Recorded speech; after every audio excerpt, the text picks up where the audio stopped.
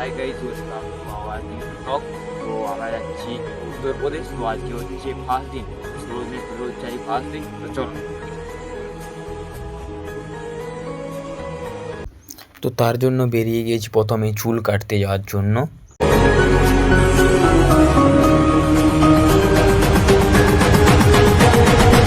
গান করতে করতে পৌঁছে গেলাম সেলুনে। তারপর গাড়ি থেকে নেমে সেলুনে ঢুকে একটু মুখটা দেখে নিলাম। তারপর চুলটা কেটে নিয়ে আরও বেরিয়ে পড়লাম বাড়ি যাওয়ার জন্য।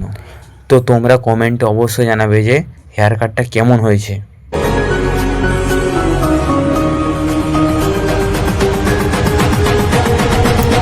তারপর জামা প্যান্টটা পরে রেডি হয়ে বেরিয়ে পড়লাম বাসের কাছে যাওয়ার জন্য।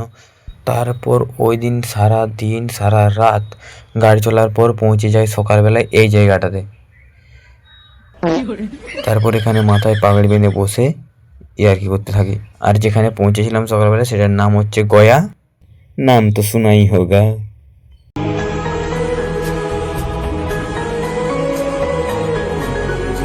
তো মানে আমরা একবারে চান টান করে রেডি। তো আমরা এখন ঘুরতে যাবো। তো চলো তোমাদেরকে দেখাই কোথাও কোথাও যাওয়া হচ্ছে। তারপর চান টান করে বেরিয়ে পড়ি ঘুরতে যাওয়ার জন্য। এখানে চলে আসি, এই নদীটার নাম হচ্ছে ফাল্গু নদী। তারপর এখানে এসে চারদিক ঘোরাঘুরির পর আমরা চলে যাই সে নদীটা সেই পারে যাওয়ার জন্য এই ব্রিজের মধ্যে। আর এই ব্রিজ নিচের এই জলটা দেখাচ্ছিল খুব সুন্দর।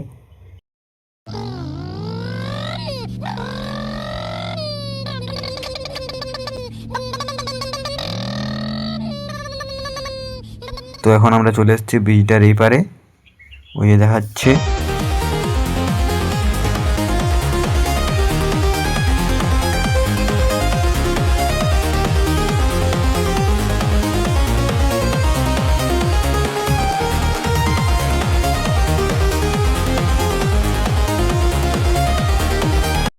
আর এই পাশের এই সাইডের দেওয়ালে ছিল চিত্র আঁকা, খুব সুন্দর লাগছিল দেখতে।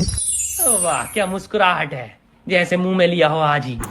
তারপরে এই পাড় এসেও আমরা চলতে থাকি অনেকক্ষণ ধরেই।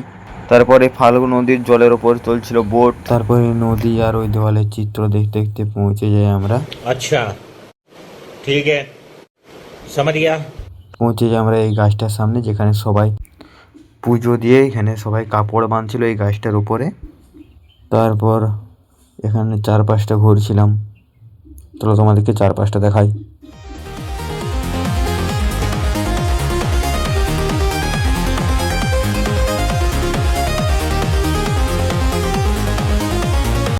তোমাদেরকে প্রথমে দেখাইনি, কারণ এই মন্দিরে ঢোকার সময় জুতো খুলে ঢুকতে হয়েছিল, তাই এর কাছে জুতোটা খুলে রেখেছিলাম আমরা। তারপর চলে আসি আমরা এই পাহাড়টাকে দেখতে। আর পাহাড়টা এখান থেকে দেখাচ্ছিল এরকম, তাই আমরা হেঁটে হেঁটে ওর সামনে যেতে আমাদের অবস্থা হয়ে গেছিল খারাপ। তারপর এখানে সামনে উঠেই দেখি ছিল এরকম একটা কুয়ার মতো।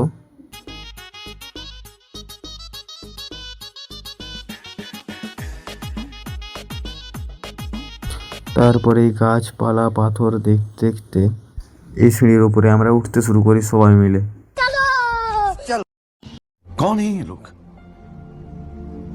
कहां से आते हैं? কিছুটা দেখার পরে ভিউটা দেখাচ্ছিল এরকম।